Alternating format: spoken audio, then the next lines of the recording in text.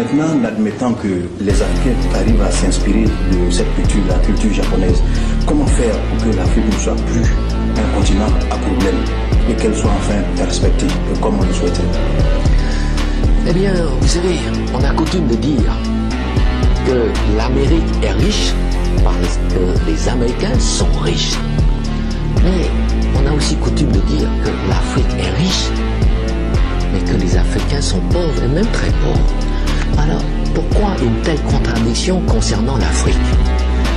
Mais tout simplement parce que l'Afrique a une économie du XVIIIe siècle et que les Africains continuent encore à exporter leurs richesses, c'est-à-dire leurs matières premières, aux grandes sociétés européennes qui les valorisent, qui les transforment en Europe et encaisser ainsi à leur place, c'est-à-dire à la place des Africains, l'énorme plus-value de la transformation.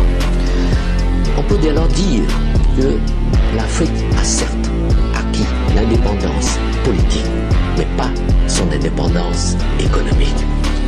Et pour cela, prenons l'exemple du café. Vous savez que le pot de café vert, fixé à Londres, a baissé de 80% en 8 ans. Alors vous savez aussi qu'aucune entreprise au monde ne peut supporter une telle baisse de prix sans tomber en faillite. Or, c'est ce qui se passe en Côte d'Ivoire et en Afrique. Pire, sur le prix actuel de 370 francs CAF par kilo, CAF ça veut dire coût, assurance et frais, il faut encore enlever les frais des intermédiaires et de transport maritime. Il ne reste donc que 200 francs à peine par kilo à l'Afrique.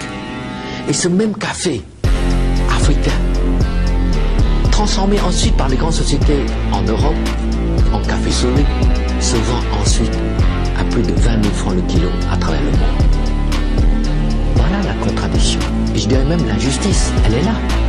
200 francs pour l'Afrique qui produit le café et 20 000 francs pour l'Europe qui se contente de transformer le café africain. Et ce qui est vrai pour le café l'est également pour toutes les autres matières premières.